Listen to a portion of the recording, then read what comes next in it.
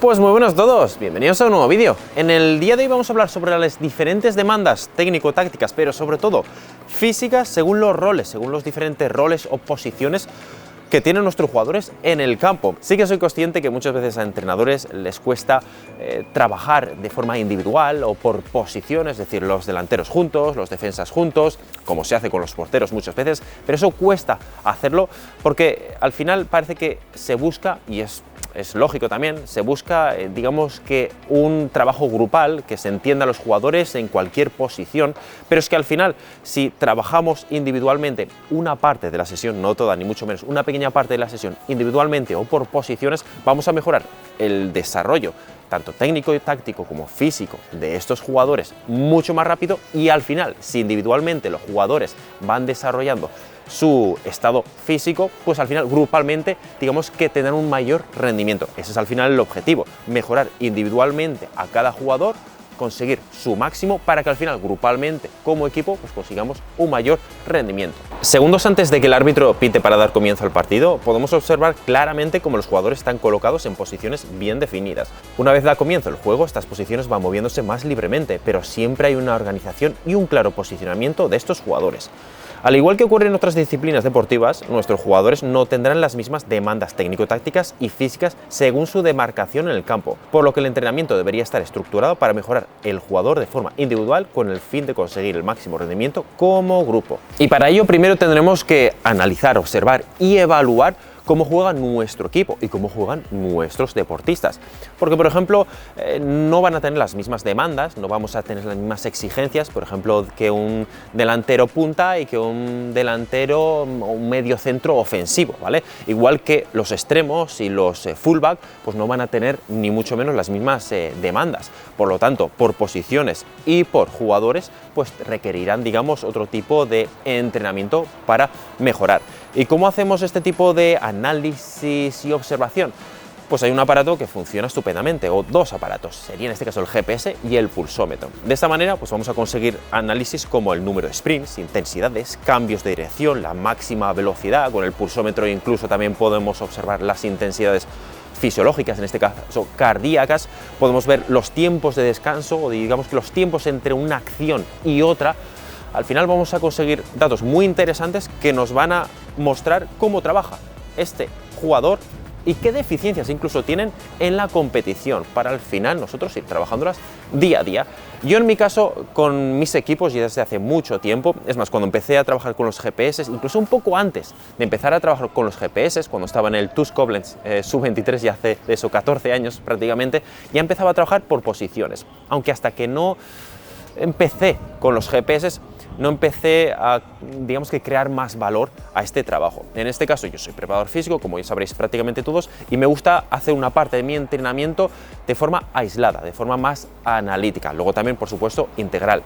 Integral, cuando trabajamos técnico-táctico, ahí entra también mi labor para decir los tiempos de pausa, las intensidades, las distancias, es decir, cuando jugamos, por ejemplo, un rondo o vamos a jugar en espacios reducidos, me gusta pues comentarle a los entrenadores qué tipo de espacios y qué tipo de tiempos vamos a jugar en esto, y luego también incluso cuando hacemos entrenamientos, como estamos comentando, más de resistencia o incluso entrenamientos más de velocidad, de sprints. Así que dependiendo de la posición, pues digamos que tiene una tarea u otra. Por poner un ejemplo, al final son ejemplos, ¿vale?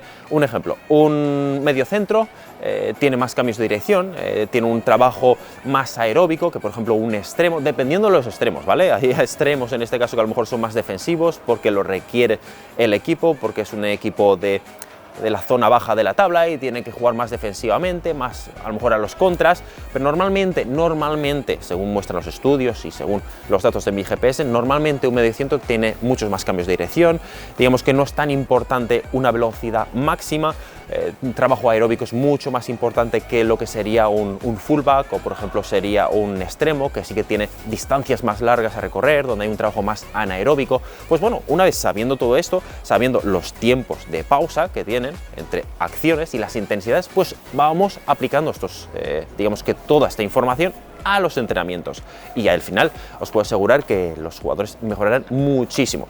Ya no entro yo tanto, como es mi trabajo, en el estado técnico-táctico, pero sobre todo en el físico os puedo asegurar que si trabajáis por posiciones y conocéis las demandas de vuestros jugadores en esa posición, pues vais a mejorar muchísimo. Se va a notar en el rendimiento grupal muchísimo, os lo aseguro. Y para aquellos que no tengan la posibilidad de utilizar GPS o pulsómetros como herramienta paralela, pues de todos modos también deciros, abro paréntesis, que hoy en día tenemos GPS de muy alta calidad, muy caros, pero incluso traeré en breve en este canal, hay unos GPS muy interesantes que nos muestran datos muy interesantes por un precio bastante reducido. Por lo tanto, hoy en día la excusa económica de no utilizar GPS ya es muy pequeña. Entiendo que si el equipo es amateur, que no tiene dinero, no puede acceder a este tipo de herramientas, pero con muy poco dinero os podéis hacer, vuestro equipo se puede hacer con 10, 12, 15 GPS sin ningún problema. Cierro paréntesis. Insisto, para aquellos que no tengan este tipo de herramientas, pues tendrán que agudizar un poco el ojo. Sí que es verdad que no va a tener la calidad que tendría aprendiendo todo esto, utilizándolo paralelamente con los GPS. Yo sí que es verdad que en mis primeros años, cuando estaba en el TuS Koblenz Sub-23, pues sí que ya empezaba a entrenar por posiciones y no tenía GPS. Pero si lo comparo con los entrenamientos que hacía antes, con aquellos que empezaba a hacer cuando utilizaba los GPS, la calidad es mayor, es muy elevada, ya que yo tenía muchos errores. A veces me iba a estudios que se estaban ya mostrando, las diferencias en posiciones, que ya utilizaban GPS incluso de 5 hercios, pero son estudios que al final se aplican al equipo que están estudiando, no, por ejemplo, a mi equipo, que tiene unas particularidades de juego pero que muy distintas. Nada, que se está alargando mucho el vídeo, eso es otro tema. Insisto que si al final os gusta este contenido, yo tengo para hablar muchísimo segundo, tercer, cuarto vídeo. De momento aún nos quedan vídeos pasados, como la segunda parte de resistencia y la segunda parte de aquel test donde vamos mejorando nuestra velocidad, que ya lo tengo todo hecho, pero me falta editarlo y demás. Pero nada, probablemente, ahora que estoy bastante liado, tengo algunas novedades, probablemente en unas semanas pues se pueda subir ese siguiente vídeo. Así que nada, muchas gracias como siempre por estar ahí y nos vemos en probablemente 1 o 2 semanas con un nuevo vídeo. Hasta entonces, adiós.